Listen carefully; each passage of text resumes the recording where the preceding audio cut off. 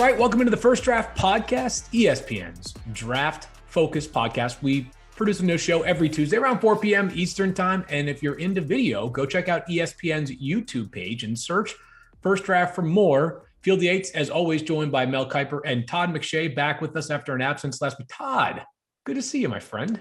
Good to see you, buddy. How are you? I'm doing well. And Mel, how we hanging in down there in Baltimore? We're doing good. We've got a lot done today. Todd and I had a lot of fun shows, so it's going to be good. Now we're moving into March, which is pretty amazing. We already passed through the December, January holidays, Christmas, New Year's, and now we're into March, and the draft can't be far away. I'm starting to get nervous, Kiper. Are you? Yeah, there's a lot of players still to do. That's because you procrastinate. I don't. Please. Although, hey, Todd's got to make 22 straight flights or 22 weeks of flights in a row. You know? Every Saturday in the fall, and I'm here working and grinding at the compound. He's out having a ball all September. You have it so hard, November, Mel, in the Kiper compound. Enjoying football, hanging out all over the place, doing a great job when those games. But hey, while I'm working, he's not. That's why he's catching up now. No, I'm not. I'm just chilling. Well, somehow you guys always make it look seamless come the draft, which is, of course, now less than 2 months away. We're going to get into a couple of takeaways from Mel's mock draft 2.0, which came out last week. Todd has another mock draft coming out scheduled for this Friday. That'll be mock 3.0. We wanted to start, though, with some big news yesterday in the NFL that we think has at least a tangential tie to the draft, as J.J. Watt decided to sign with the Arizona Cardinals. He was a free agent for about a week or so, and obviously could sign with someone because he had previously been cut. Todd, I'll start with you. Were you surprised that J.J. Watt picked the Arizona Cardinals? A little bit, to be honest. I had heard Cleveland is a strong possibility in some other places, but it changes the landscape a little bit, only because last mock draft, I had them going with the defensive end, and now with Greg Rousseau, I think it was the defensive end from Miami.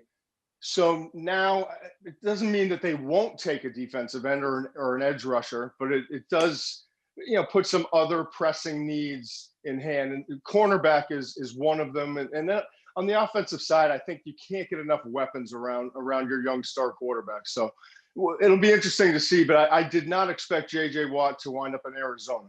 What'd you think, Mel? A little surprised, but I think you look at this team and you say, okay, what they're trying to do with Hassan Reddick moving on, Chandler Jones coming back, the quarterback position at 16, I really think they can address with maybe J.C. Horn from South Carolina, son of Joe Horn. So I think they can get that need filled there. And Todd mentioned the defensive line. There's not a guy that you're even going to be tempted, I don't think, that early. Todd thought maybe Rousseau. I think that's a little early for him. He opted out. He had that 1 year with those 15 sacks in 2019. But when I went back and looked at him on tape, some of those sacks were coverage sacks where the quarterback held the ball too long. He did hustle and get in there. I think he's got to anticipate the snap count better. He needed to work on some things. They kicked him inside. He was very impressive. I like that aspect of his game. But I think the fact that there wasn't an appealing defensive lineman made, I think, J.J. Watt more attractive to the Arizona Cardinals. Yeah, and he's going to be 32 later this month, Mel. So does that mean, if you thought defensive end was a need coming into this offseason for the Cardinals, does signing a 32-year-old to a 2-year deal really mean that it's no longer a need? Well, this draft, I think, is going to be interesting. And Todd and I were talking about the lack of defensive end pass rushers or guys off the edge. Hassan Reddick had a great year. And he's going to be able to basically parlay that into something good in terms of the free agent market. But I think there's a couple of guys, Todd, have you thought about, and I always look at the Ravens as kind of a model with Matthew Judon and Zadarius Smith and Pernell McPhee. A couple of guys, Todd, I think have a chance. And I'd be curious to see where you think they'll go. Chauncey Golston, Iowa. I think when you look at a guy like Victor Dimukeje from Duke, and Chris Rumph for the second, also pretty good, but Dimukeje more to bargain point than Ronnie Perkins, Oklahoma, were 3 guys. I thought maybe you get a little later that could turn out to be good pass rushers once they're in the league. Yeah, I don't disagree. I really like Rumph, and I think he's going to continue to get bigger and stronger, and he's athletic, and he loves the game. He's comes from a good bloodline, but yeah, I think Rumph of those guys, to me, in terms of where you're going to get him, makes a lot of sense. Probably, right? Yeah, I would say somewhere in day 2. Well, maybe this at least alleviates the need for the Cardinals to potentially reach for a pass rusher early in the draft, as J.J. Watt, despite not being quite the same player he was earlier in his career as a 3-time Defensive Player of the Year, still an incredibly impactful guy. We want to circle back to Mel's mock. Last week, we teased the opening of it and got into a couple of trades because for the first time ever, Todd, Mel has introduced trades into his mocks. What went through your head when you saw that mock draft live for the first time with 3 trades in the first round? 15 years of stubbornness finally, just falling apart. That's what went through my mind. I mean, I love Mel. I love Mel, and we always talk about it. And he's been my biggest supporter. But the one thing I couldn't understand, and I finally broke the truce. He always says we had a handshake. I don't believe we had a handshake, but I broke the truce with him a year ago, and I made some trades. And he got all flustered, and then he finally said this year, what was it, my Christmas gift, Kiper? Yeah, late that Christmas. I was allowed to make some trades, right? And now here we are, and he's making more trades in his first round mock than I am in my first round mock. Wait till my 3.0 comes around. Whoa. Oh, man. No, well, I'm going to trade at the back end of the first round, middle of the first, early. I'm going to have like 16 trades. But I do think it'll be interesting to see when you come up with your 3.0 on Friday, Todd. You're obviously going to project trades. And we look at now free agency beginning and March 17th. That's going to really complicate matters in terms of team needs, where players go, what happens with Deshaun Watson. It looks like if he's traded, where's he going to go? Yeah, we think he might be traded, but what team's going to end up with Deshaun Watson? We had Jeremy Fowler on the Daria Mel show Saturday. Guys, he brought up Denver as a possibility. So who knows? But a lot of impact from free agency and trades are going to have a direct effect on these mock drafts. And that's the frustrating part, because free agency is later this year, right? Yeah, it is. And usually I would have a mock like 4 or 5 days before free agency started, and then all of a sudden, 10 of the teams with the needs that I had projected were off the table. And so it'll be really interesting, especially with the quarterback market. Totally. And 5 potential quarterbacks going in the top 15 to 20 picks this year, and all the veteran quarterbacks and the movement that we could see. That's what, to me, is going to be the most fascinating part of this draft. So let's break down those 3 trades that Mel suggested in his most recent mock draft. And Mel, I'll ask each of you about one side of the trade. Mel, I'll start with you with the Atlanta Falcons, who moved up in this theoretical trade from 4 to 2. And we're using a comp of when the Bears moved up from 3 to 2, the infamous trade up for Mitch Trubisky, which not worried about the fact that it didn't work out. I'm just talking about the compensation. They traded picks 367, 111, and a third the following year just to move up to pick number 2. So I understand that we can't make a direct corollary, but it's going to take multiple picks for Atlanta to move up from 4 to 2. And they, in this scenario, take Zach Wilson.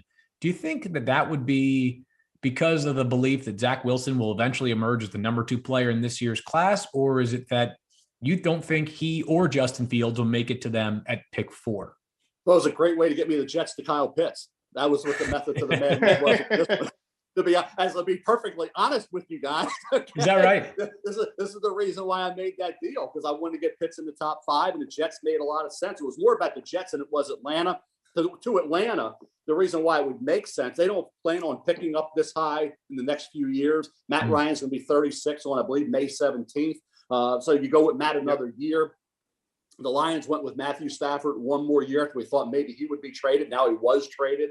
So for Matt Ryan, get that heir apparent in Zach Wilson would be a good way to go. That division is going to be changing dramatically over the next few years in terms of quarterbacks. Tom Brady at Tampa Bay can't play forever. New Orleans now has to figure it out. Carolina's going to be looking for a new quarterback now. Now Atlanta not only has Matt Ryan for another year, they get Zach Wilson. So it would be a great spot if you can figure it out and do it. And it works, fine. If it doesn't, then they're sitting at 4 and they can take Justin Fields. So we went to high school there in the state of Georgia, local product. I would be happy with Fields there, but there's a lot of people who feel Fields should drop and is not rated as high as I have him. So we'll see, Todd. But that's the reason why I did it was more about the Jets than it was about Atlanta. Atlanta's tough. Well, first of all, just so everyone understands, Mel and I approached the mock draft differently.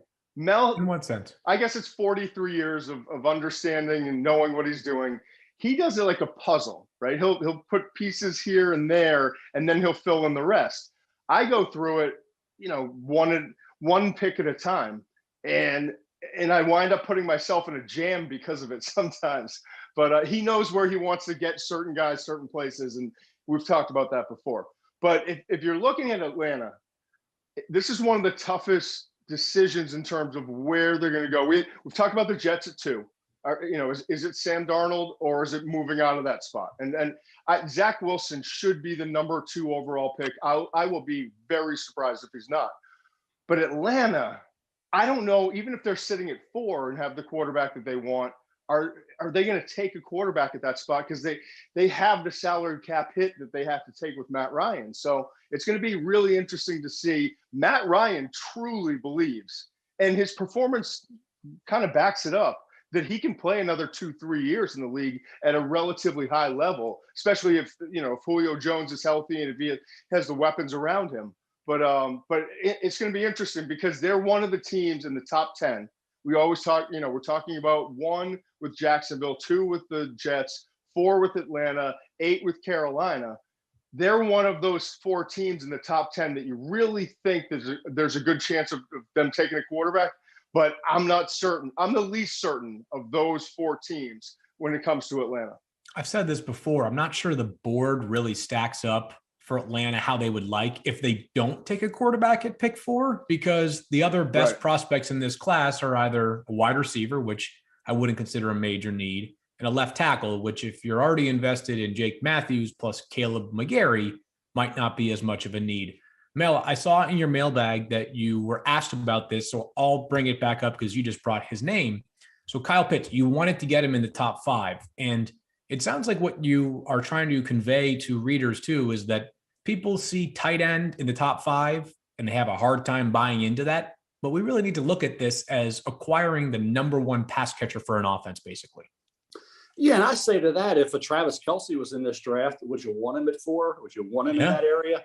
I don't buy the fact that it's not a positional need area that's that important. It is important. It went out of vogue for a while and it came back in. You think about Tony Gonzalez when he went to that position, but I think he's more than that. And I think for the Jets who got nothing from tight end, Sam Darnold has been treated, I wouldn't say unfairly treated. It's just been unfair for people to critique him without the talent. Once you get a decent supporting cast, then critique your quarterback. But once a quarterback's out there and he's got very little around him, and he's got mono, then he has a shoulder, and he's still a young quarterback, I mean, give him a break. He saw ghosts against New England. So what? Who hasn't against Belichick's defense? So I look at all this Darnold criticism. To me, and I'll ask Todd this, I don't have any gap at all with Darnold and Zach Wilson. To me, Zach Wilson is behind where Darnold was on the ratings board coming out. If you have them equal, you stick with Darnold, in my opinion. What's your take on that Darnold-Wilson, scenario that obviously the Jets have to figure out, Todd, at number 2? Right. They're still trying to figure it out, and they want to see where some of the the dominoes fall, if you will. What would you do? What would you personally do? I would keep Darnold, and I would utilize my 4 first-round picks this year and next year combined, and try to put guys around him. Because I'm a Darnold guy. I always have been. I thought he was the best in that class. He has if you include Trevor Lawrence, the 3rd highest grade that I've given since 2012. At the quarterback position, going back to Andrew Luck. I like Darnold. I think he can be a really good player and really good starting quarterback in the NFL. And I totally agree with you that nothing at running back, no weapons at wide receiver. They got a little bit better in the offensive line, but I mean, the protection is not there. The defense hasn't been great. And Joe Douglas, the general manager, was basically kind of putting it all together so that they could make a 2-year run, I think, in terms of draft picks and building the roster that they wanted, the new organization wants. And unfortunately, Sam Darnold's in that in-between spot. The only thing I'll say, though, is the money. And I know you don't like talking about it, but it is a significant factor that you're going to have to pay Sam Darnold a lot more than you're going to have to pay Zach Wilson. And if you can get trade value to send Sam somewhere, what do you do? I mean, that's really the difficulty of this decision. Real quick, guys, what I don't like about the Wilson drafting by the Jets at 2 is you don't get Devontae Smith, Jamar Chase, or Kyle Pitts. I'd rather have Sam Darnold and Kyle Pitts than Zach Wilson and no Kyle Pitts, or Sam Darnold and Jamar Chase or Devontae Smith and no Zach Wilson. I'd rather go that route. I keep my quarterback. I get a great skill position player to help him. If I draft Zach Wilson, I'm not getting one of those 3 elite pass catching options, which is what they need. So that's just kind of common sense. I agree. I actually agree, Mel. I really do. Like, you got to give a quarterback a shot. You got to give him players that can go make plays, and that has not happened. And it was from the prior regime. But right now they're trying to figure out, what's best for the organization, what value can we get. But I would rather give him Chase or Devontae or Kyle Pitts. Right. And real quick, you said pay. You got to pay. You pay Darnold if he's really good. If he's not good, you're not paying him. You're letting him go. So one more year to see if he's making progress and he deserves money. You make money when you're good. You don't make money when you're mediocre. So I think for say if he's good, then you're happy and you pay him. But it's like when Flacco won a Super Bowl, when Mark Rippon won a Super Bowl, when different quarterbacks do well, they get paid. So if Sam Darnold earns the right to get some money, the Jets will be happy. They got their guy. If he doesn't, then next year they cut the cord and they find somebody else. Yeah, I got it. But are you counting on picking it number 2 again? I mean, that's the question. And having a draft class, and we know what the quarterback class looks like next year, and that can change. But you got 5 first rounders. You've got Trevor Lawrence, who's a once in a decade type of talent. You got Zach Wilson, who I think is supremely talented and is going to really surprise people in the NFL that didn't watch a lot of BYU. I'll give you my one solution, Todd. My one solution to your problem is if you don't love Darnold and you're questioning Darnold, trade Darnold and make the move to get Deshaun Watson in that trade. Send Darnold to Houston. Go give what you have to give up to get Deshaun Watson and be done with it. You don't have to worry about next year's young quarterbacks, whether Zach Wilson's going to be a boom or a bust. We know all the quarterbacks went in the first round. A lot of them have been disappointments, aren't even with their team right now. Go get Deshaun Watson if you're the Jets then. That's with that roster, though. With that roster, Mel, we just talked about it. You have 4 first-round picks in 2 years. Would you give up 3? Because that's what they're going to ask for. Yeah, they got a lot of extra picks. So they have a surplus right now, right? They got a lot of picks. I know. So you can afford to give up some of those picks to get the 25-year-old franchise quarterback, which he's 26 on September 14th. He's still 25 when the season begins. I would go get Deshaun Watson. To me, you're getting an elite court. He did it without much talent at Houston. He still put up great numbers. I agree. I was just asking. I don't know what the answer is. Do you give up 3 first-round picks, or do you try to build around a quarterback that we both agree is good? Now you have 4. You could get a wide receiver, offensive lineman, a tight end, and a premier defensive player in the next 2 years. Well, if you draft Zach Wilson at 2, Todd, you're losing those the Pitts, Smith, and Chase anyway. So you're taking that pick on Zach. Well, here I'm giving it to Houston. I'm giving them Darnold. I'm giving a couple more picks, but I'm getting a quarterback a heck of a lot better than Sam Darnold and what Zach Wilson may be. That's my point. Deshaun Watson, you still get him. With Zach Wilson, you're not getting those guys anyway. You know what I'm saying, Todd? You're not getting those 3 receivers. You're getting just Zach Wilson, who's an unknown. Let's face it, we like him, but he's still you're getting Zach Wilson and 3 other first-round picks in a 2-year span. I get you, but would you rather have Deshaun Watson, who's a guaranteed franchise quarterback? I don't know. Yeah, I'll round out the conversation just by saying I'd personally take my chances on acquiring Deshaun Watson and figuring the rest of the stuff out. I do think, as Todd mentioned, the money with Sam Darnold. That's the trickiest part here, is that it's the money and it's the timeline. And that if Sam Darnold doesn't improve this year, you're either A, on the hook for a lot of money on a 5th-year option, or B, you are looking for a quarterback again next year and might be picking at, let's say, 15 or 18 or further down the board in what we would call no man's land. I love the conversation, though. It's the Jets. I mean, number 2 pick is the place where the draft starts this year. It's a tough call, right? Yeah, it's not easy. Yeah, and as much as we talk about we would just make these trades easily, these things do take time and energy and effort and some audacity to execute. Can I ask you a question, Field? Yeah, please. Real quick to just finish off is Deshaun Watson going to be traded? I think so. And I understand that the Texans have dug their heels in, but ultimately I think there's going to be a point where Nick Caserio, their new GM, who, let me note, as I'll say this every time this conversation is brought up, he did nothing wrong here, right? He walked into the pile of mud just because he got hired to be their GM, whether it was him or you and Todd as their GMs, you would have had to deal with this. He's going to have to take a moment at some point, look in the mirror and say, I think I have basically 2 options. One, where Deshaun Watson doesn't play for us, but he doesn't play for anybody. He just sits out for all or part of the year. Two would be he doesn't play for us, but instead he's playing for the Jets. We now have the number 2 pick in the draft, plus, I don't know, number 23 this year, and a first round pick from the Jets next year, maybe the higher of their pick or Seattle. Plus Sam Darnold. And that, I think, will become more alluring. It's going to take some time here, but I do think they eventually trade Deshaun Watson. The trick for the teams that are in the mix for Deshaun is how patient can they be? Because only one team, if he is traded, is going to get him. And if everybody makes their plans around getting him, a lot of teams are going to be left with not what they intended to do. So it's an interesting game of sort of cat and mouse between Deshaun Watson and the Texans, and also the Texans and the rest of the league.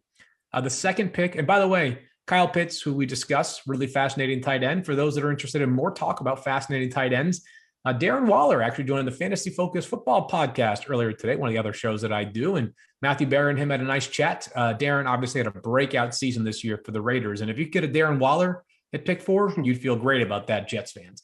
The second pick was the 49ers, who currently pick 12, moving up to number 7 to trade with the Lions. This one actually reminded me of the trade that the Bills executed to go up from 12 to 7 to grab Josh Allen back in 2018. Understanding that every draft is different and every trade is different, the Bills traded 12 plus 2 second-round picks that year. I believe it was 53 and 56 to move up from 12 to 7 for the Buccaneers. So maybe something along those lines would be what it takes for the 49ers to move up. But of course, there's a reason why they're moving up, Mel, and that would be because Kyle Shanahan would land a quarterback in Justin Fields that he could rebuild his offense around. Yeah, an incredible talent with that 4.4 speed.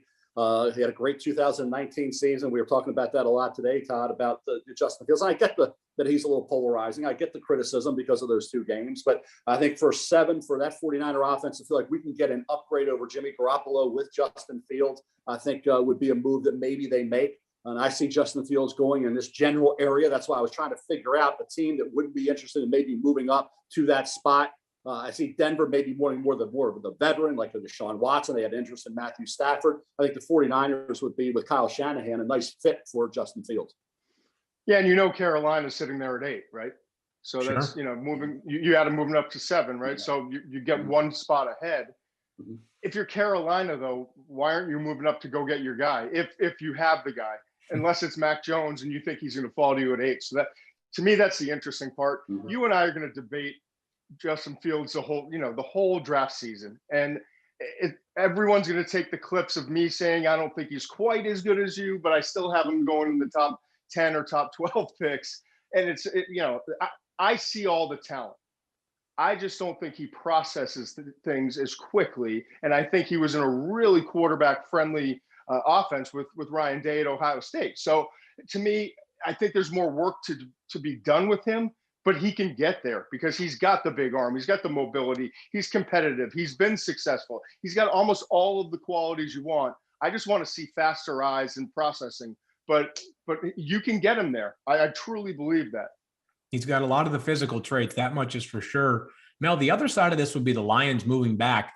I don't know that I can think of a single team in this year's draft that should be looking to acquire more picks other than the Lions, right? They have a holdover quarterback, or they have a bridge quarterback, in Jared Goff to start for a year, maybe 2, maybe 4 if everything goes really well. He's under contract for multiple years, but they need to fill so many holes, and there's so much patience built in for their new GM, Brad Holmes, and head coach, Dan Campbell.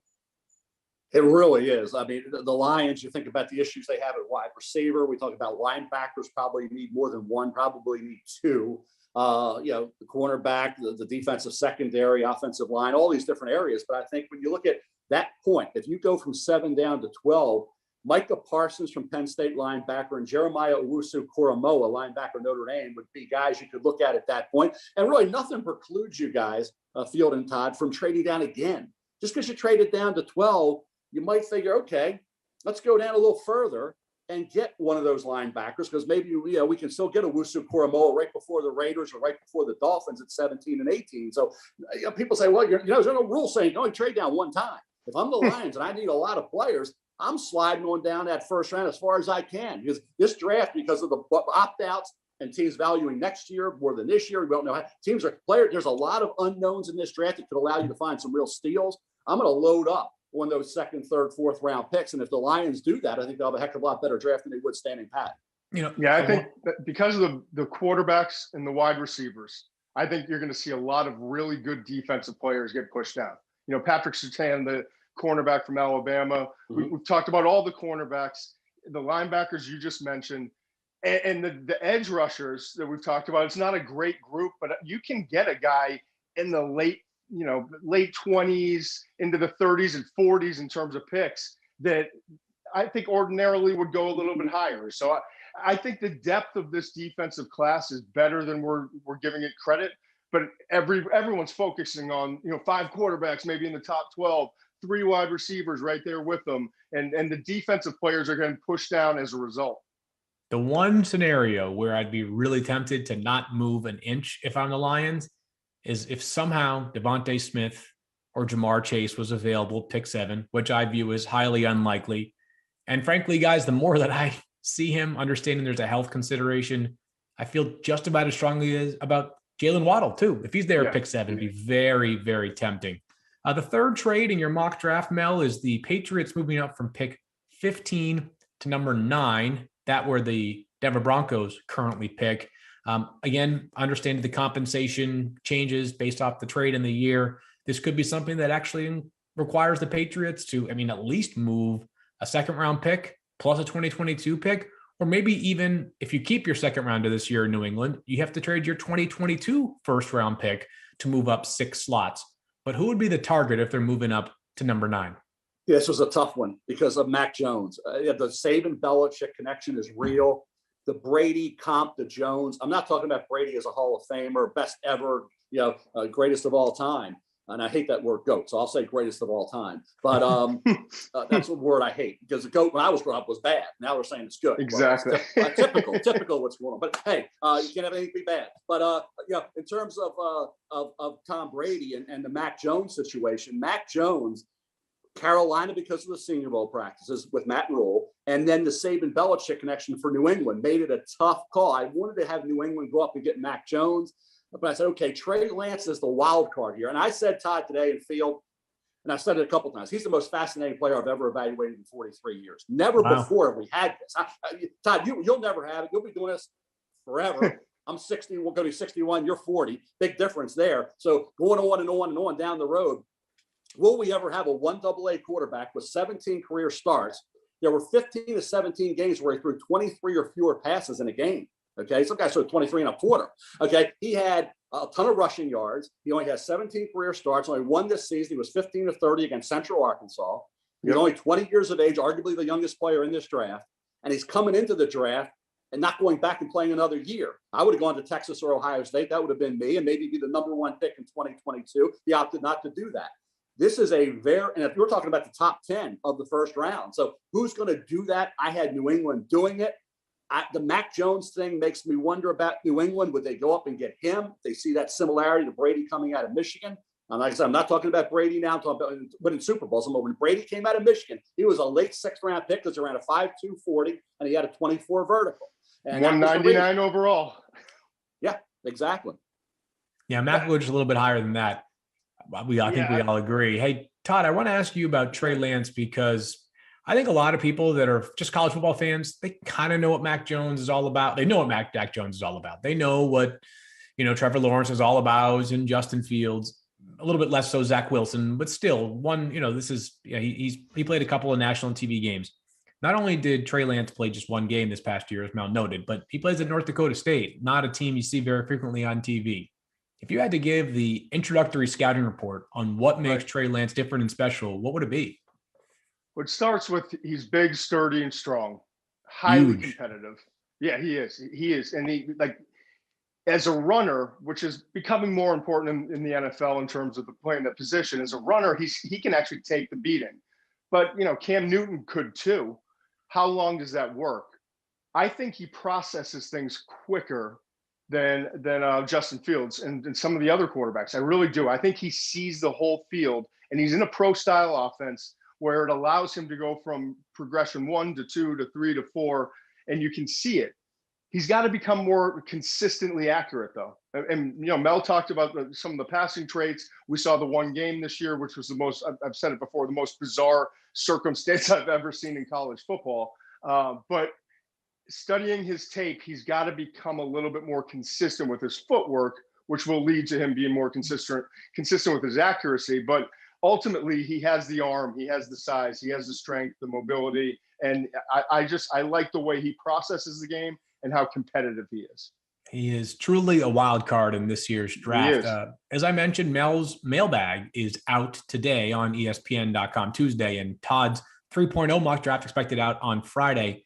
Maybe the most interesting question you got, Mel, was to take the past two drafts, 2021 and 2020, and based off pre-draft grades, rank the top 10 quarterbacks available. So let's just walk through it. Some of these can just be pretty quick. Like, I think people understand why you have Trevor Lawrence number 1 overall, but build it from 1 to 10 from there, how it looks. Well, Joe Burrow factored in at number 2, and then Tua, Herbert were 3-4 based on ratings from last year. Okay. Then Zach Wilson would factor in at 5 based on where they're graded now comparison to last year. Justin Fields would be 6. Mac Jones would be 7. Trey Lance would be 8. Jordan Love would be 9. And then the Jalen Hurts, and Jacob Eason would vie for 10. They would be equal at 10, same grade at 10. So that would be the 10. Kyle Trask from Florida would be right in that mix as the 10th guy. But I'll say Hurts and Eason together, Hurts from last year's draft and Eason from last year's draft would be kind of vying for that number 10 spot. So let me ask you this, Mel. The first thing I think that probably catches a lot of people's attention there is Tua at 3, but you got to rewind your memory, right? Because this was, again, pre-draft grades. How long do you think it typically takes you to recalibrate your thoughts on what this player is in the NFL level? Like, I don't believe you're the kind of person that's ready to cut bait on Tua. Do you still believe he can reach the potential, the ceiling that you envisioned, or many of us envisioned for him at this time last year? This time last year, we were talking about medically redshirting Tua for a year. That it would be the best way to go because he was coming off the significant injuries, the hip. I believe it was 8 months removed when he started playing at Miami this year from that hip surgery. That to me affects your arm strength with him, and just your confidence and everything about throwing the football is your legs and hip. Everything has to go into a throw, and it's not something that you could minimize the importance of more time for Tua. I think you'll see a totally different quarterback next year from an arm strength standpoint. So no, it drives me crazy when everybody wants to talk about these guys are disappointments and they're busts and I can never wrap my arms around that kind of talk. I go back, I can't wrap my arms around Deshaun Watson and Carson Wentz being traded and Russell Wilson talking trade. I grew up with John Elway and Marino and Jim Kelly and Brett Favre and Joe Montana. They were with their teams forever until they were at the end of the line and they moved on, as Favre did, as Montana did. But they were with you forever. Now that's not the case. So I can't wrap my arms around that. I certainly can't wrap my arms around what's going on in terms of the talk about Todd, first, second, third year quarterbacks being considered. The third year, I guess you would now be, because we've moved from 5-6 years to 3 years. But a first and second year quarterback who's coming off significant injuries, to call him a disappointment, we got to cut ties with Tua and move on, I think is ridiculous talk. Yeah, I mean, Troy Aikman struggled with the Cowboys his rookie year, right? Peyton Manning didn't have a great year, right? I mean, you got to see it. John Elway struggled mightily as a rookie. Yeah, I mean, I was in high school, I think. But the issue is he's coming off of hip surgery, and we didn't, like you said, we didn't think he was going to play at all. And for him to even be on the field, and for the coaching staff, which by the way is the best coaching staff that they've had there in probably 2 decades, and the personnel department, for them to see him in practice and to see what he can do. And decide, hey, we're going to make a change, even though we're winning games with Fitzpatrick. They saw something, and they know what's going on. Give him an off season. He's getting bigger and stronger. He's rebuilding his body, and I think he's going to be a different guy. And they have put a lot of parts around him. And on the defensive side, I think the Dolphins are set up for success. It's a really interesting conversation. Like a lot of things these days, it doesn't seem to be that a lot of people are willing to meet in the middle on it. People either think the Dolphins are crazy for potentially trying to replace Tua after just 1 year, or they think the Dolphins are crazy for not considering a quarterback at pick number 3 because they have this unique opportunity through the Texans trade. Todd, I don't know if there are any other players, as I read them again from 4 to 10, Justin Herbert, Zach Wilson, Justin Fields, Mac Jones, Trey Lance, Jordan Love, Jacob Eason. Is there anybody that stands out there that maybe your own pre-draft grades didn't align with quite as seamlessly? Herbert, I wasn't quite as high on because of the, spending time with him. He was introverted. He just wasn't the leader that a lot of quarterbacks are. That when you sit down and you talk to him, but he also was in a situation with Mario Cristobal where they wanted to run the football and be a defensive team, and he just was never allowed to be that guy. But Mel had Herbert higher. I had him a little bit lower, and clearly he's off to a really good start. How about the Trey Lance versus Mac Jones? I imagine that they are close on the board for you. Do you have Jones now ahead of Trey Lance? I have Lance ahead of Jones. It's not a big difference in terms of grade. Yeah. And it's rare to have 5 quarterbacks with the grades that belong somewhere in the top 20, and so it's been tough to kind of go through, but I think if developed properly, Lance has a chance to be special. I really do. I think he could be one of the top 10, 12 quarterbacks in the league. Mac Jones is just a different player. And we've talked about this before. The top 4 quarterbacks all have the mobility and can come in the league and make mental mistakes, but make up for it because of their mobility and their ability to escape and extend plays. Mac's going to come in and he's got to win with his mind. He's great in terms of accuracy. He can pick up 6-7 yards when you need it and when you get an opportunity, but he relies on knowing what's going on with the defense, getting the ball out, and being pinpoint accurate. And I think he can do that at the next level, but it's a very different evaluation with really the top 4 guys compared to Mac Jones. He's so different in terms of his play style. Mel, you did mention one more quarterback in your mailbag. Someone asked you for a sleeper, and most of the attention in this podcast tends to go on the names that will go in the first, let's say, 50 to 75 picks. But I thought your mentioning of Davis Mills from Stanford was really interesting. What's the backstory on him, and what's his outlook as a potential pro prospect? Field, it's really, as Todd knows, the quarterbacks after that top group are really tough to try to figure how they will rank. Davis Mills, of course, Kyle Trask at Florida, we all have 6, but Kellen Mond, Texas A&M, Jamie Newman, Wake Forest, and then Georgia where he didn't play. Sam Ellinger from Texas, Felipe Franks, Arkansas, Ian Book, Notre Dame. But I think when you look at where Davis Mills is, 11 career starts, you know about a dangerous number, just 11 career starts. Now, and those 5 games this year, because they missed the first one with the COVID protocols, but he played really well. He had the Colorado game was the only game he didn't complete a high percentage of his passes. He did throw 3 picks in the UCLA game. They threw 3 touchdowns, and they threw for over 400 yards in that game. Coming out of high school, he was elite. I remember talking to David Shaw. I remember when we leave after day 2, we're walking out and we get to go down our leg. We can barely walk after sitting there. And David Shaw kind of grabbed. I saw Davis said, "Hey, what do you think of Davis Mills?" And he went, "Ooh, he's going to be good." And I remember Dave looking at him and saying, he went, "What? He's going to be really good." And maybe he never got to that level. I mean, circumstances this year with COVID and all that, they played a season, but it was interrupted, all that. He had the 5 starts. About 11 career starts is a dangerous number, but not for a 3rd, 4th rounder, which is where I think some people think 2nd round. I'm thinking more 3rd or 4th. I'd be interested to see, Todd, what you're hearing on Davis Mills, but he's a guy that not enough people have talked about this year that is going to maybe be the 6th or 7th quarterback taken. Yeah, I actually like him. I think he's got potential. He's not there yet. Like you said, he doesn't have the starts. Trubisky was 13 starts? Yes. Coming out of North Carolina. And that was scary at the time. And you still wonder, how much that's played into his pro career. You got to have game experience, but this is a different year. And he clearly has the physical tools. I keep hearing 3rd round is the highest, is the ceiling, but more likely 4th and could potentially be 5th. But I think it's probably going to be early day 3. And this is why the 11 starts field. Trubisky was a 2nd pick in the draft. We're talking now about a maybe late day 2, early day 3 pick. So that minimizes the risk here with Davis Mills and only having 11 starts.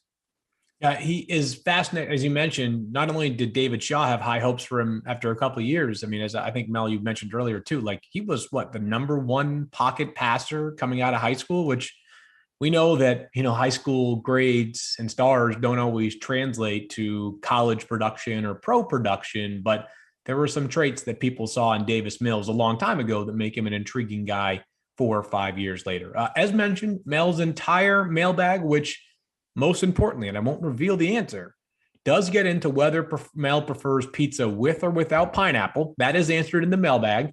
Is now available on ESPN.com as Mel laughs and Todd shakes his head. Ask him about mashed potatoes, too. Oh, yeah. I know all about it. Mashed potatoes with pizza, but with pizza without cheese. That's right. Mel? I mean, I don't even know what to do. I was to say, what do we say, My Todd? answer was, I'll give you the answer to everybody. I said, the only time I want to see pineapple is in a pineapple upside down cake, not on a pizza. I love pineapple upside down cake.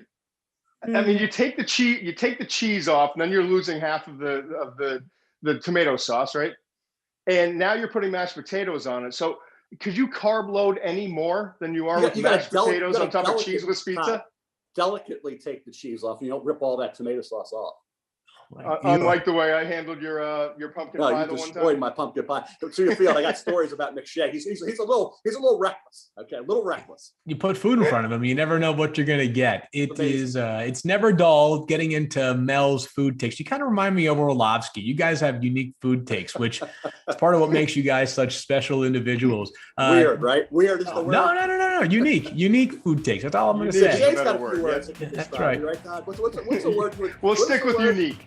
Bizarre. That works. I can't say what I'm really thinking right now. Bizarre is good. Bizarre works. Well, not bizarre is Todd's next mock 3.0, which we hope will include some trades as well. Should be available on ESPN.com on Friday. In the meantime, if you feel generous enough, rate, review, and subscribe to the podcast wherever you download your podcast. We'll talk to you next Tuesday. Mel, Todd, enjoy your pizza. Thanks, man.